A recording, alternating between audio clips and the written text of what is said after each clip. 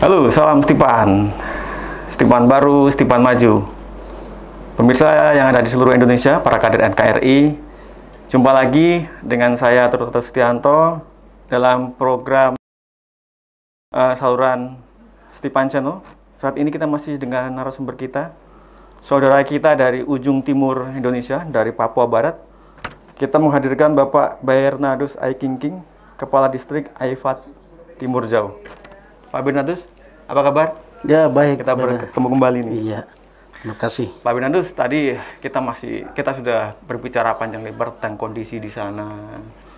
Tapi ada hal yang saat ini menarik, yaitu tentang Undang-Undang Otonomi Khusus, Pak.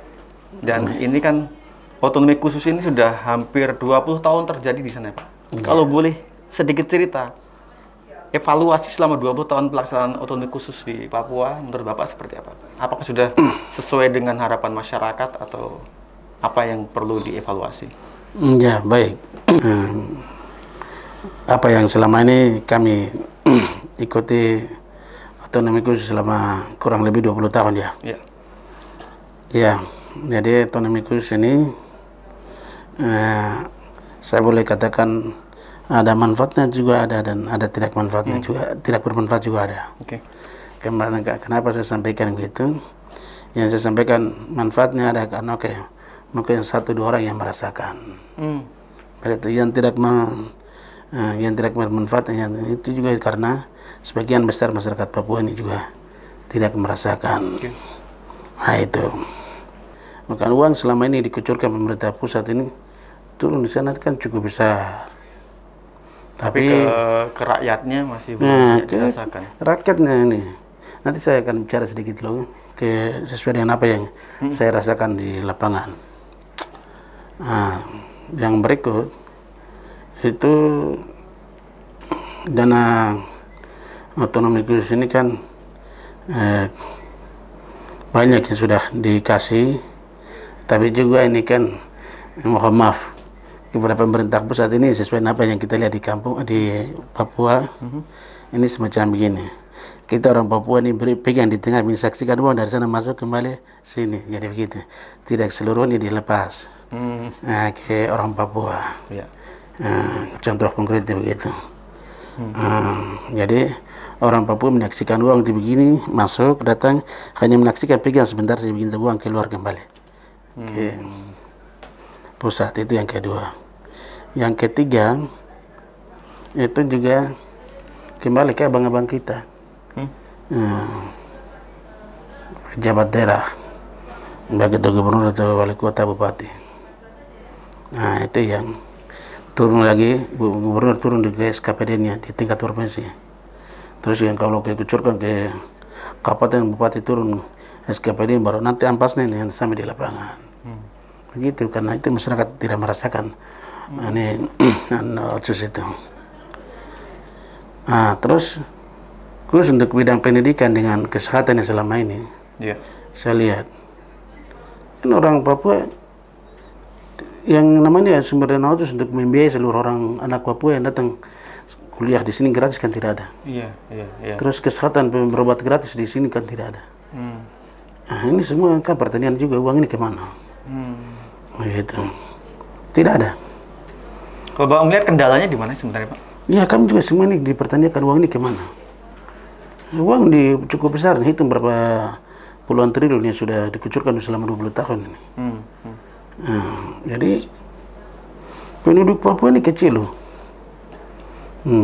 Kondisi-kondisi seperti ini, Pak, bahwa dana khusus, otonomi khusus itu sebenarnya tidak masuk semua ke rakyat Papua itu, apakah sudah disampaikan kepada pemerintah pusat yang notabene dia adalah pihak yang mengucurkan dana itu? Apakah sudah disampaikan ke pemerintah pusat? Ya, artinya kan saya sendiri kan kurang tahu ya. Kalau uang yang turun dan disampaikan ke pusat kan mereka yang gunakan uang ini yang tahu. Karena kami di bawah ini kan tidak tahu. Saya camat 12 tahun ini, Pak. Saya buka ini. Dibangun puskesmas atau SD pagu dana yang bersumber dari dana otsus, bangun di salah satu distrik tertentu atau kecamatan tertentu atau kampung tertentu, sementara yang lain tidak dapat. Itu berarti bukan keseimbangan untuk orang Papua. Iya. Begitu Ada yang terjadi. daerah berarti. Semestinya dibagi dana itu. Kalau untuk Meibrat ada 24 distrik, ya bagi semua. Untuk kegiatan fisik, pembangunan puskesmas ya di 24 distrik dibangun semua. Pembangunan SD, pendidikan ya ada situ. Kasih beasiswa berarti semua 24 distrik dikasih semua yang mulai kuliah SD, ini S1, diploma dulu baru S1, S2, ya dana itu dikasih semua, tidak boleh pilih kasih. Jadi selama ini masih beda-beda distrik lain dengan ini tidak dirasakan. Begitu. Jadi makanya kita juga tidak bisa persalahkan orang di pusat. Ini kan kembali ke daerah juga. Jadi perlu ada evaluasi yang komprehensif dari pemerintah dan pemerintah daerah lah ya untuk ini hambatannya di mana gitu. Iya benar. Jadi kalau di sana kalau ada pembangunan seperti puskesmas, pembangunan sekolah, dananya dari mana Pak? Kalau bukan dari dana otonomi khusus apa dari PAD aja Pak? Ya kalau macam saya sih tidak ada sampai sekarang. Oh. Kan dari Daud kan tidak ada. DAP juga tidak ada, Otsus juga tidak dibangun. Saya belak-belakan aja. Kalau di distrik Bapak, sekolahan ada berapa Pak? Ya? Sekolahan ada berapa? Sekolah? Ya. Nah sekolah ini kan ada 3. 3 ya? Tapi 3 ini kan belum dibangun juga. Berarti Saya anak-anak bicara lebih terus banyak belum sekolah Pak di distrik Bapak? Ini kita di sana kan yang ada kan sekolahnya titip-titip. Lalu apa kita ada yang SD yang mengajarnya lakukan proses belajar mengajar di gubuk rumah sekolah yang dibangun pakai papan.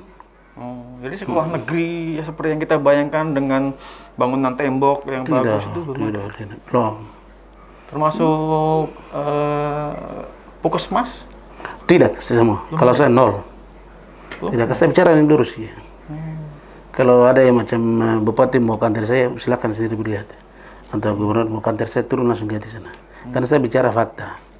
Jadi pembangunan yang ada di Meibrat berasal dari dana khusus itu? Jadi dalam bentuk apa yang kira-kira sekarang bisa kita lihat, Pak? Jadi sekarang yang khusus saya di sana itu,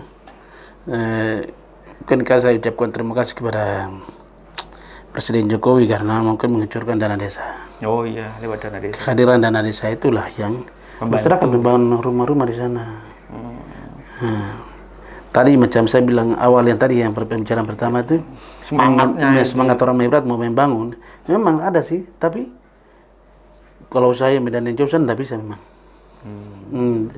Nah, hanya pikul daun seng itu jalan kaki sampai 1-2 minggu dalam perjalanan. Karena situasi yang sangat jauh dan konturnya yang mungkin naik turun gitu ya. Nah itu, jadi mungkin untuk saya ya, ini sebenarnya pemerintah pusat ini, Bapak Presiden atau Ibu Menteri Keuangan, teman Kopulkam dan yang punya kepentingan untuk bicara atau sini lebih baiknya kita harus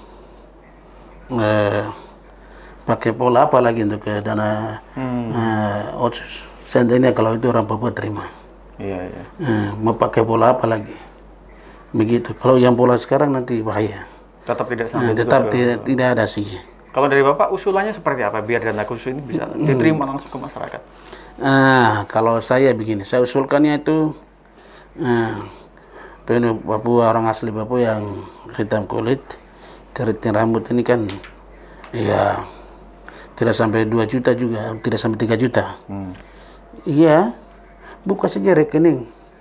Baru pemerintah pusat kucurkan dana ini langsung dikirim masuk di rekening supaya masing-masing orang Papua dia sendiri yang cairkan uang, dia mau bangun, dia mau biaya anaknya untuk melanjutkan pendidikan, itu yang saya pikir lebih dinikmati daripada kau lewat di gubernur, lewat bupati, masyarakat kecil di akar rumput ini tidak rasakan uang ini. Saya punya pikiran ini sih singkatnya begini. Jadi uang sebagai salah satu opsi mungkin itu opsi perlu dipikirkan oleh para pusat ya Pak. Tapi ini kan menurut saya. Nanti mungkin ada menurut saya lagi dari para. Jadi saya mohon maaf pada yang lain kalau saya melihat ini ya saya mohon maaf gitu kan ya. Saya punya pandangan begitu. Iya. Pak Ignatius, dalam rangka menerima dana otonomi khusus yang sangat besar dari pemerintah kan, harus ada kesiapan juga dari pamongnya, dari ASN-nya di sana. Apakah perlu ada peningkatan kapasitas dari ASN yang ada di mungkin di EIFA Timur Jauh? Kalau kami di sana di EIFA Timur Jauh untuk kesiapan untuk menerima dana yang besar dari kabupaten itu tidak. Tapi yang saya pernah sudah menyiapkan kampung-kampung kan sudah. Dalam artian saya pernah mengantisipasi bagaimana cara menggunakan dana desa yang begitu besar. Saya sudah membawa kepala kampung ini terkait dengan SDM. SDM ini yang bagaimana memanage keuangan itu. Yeah.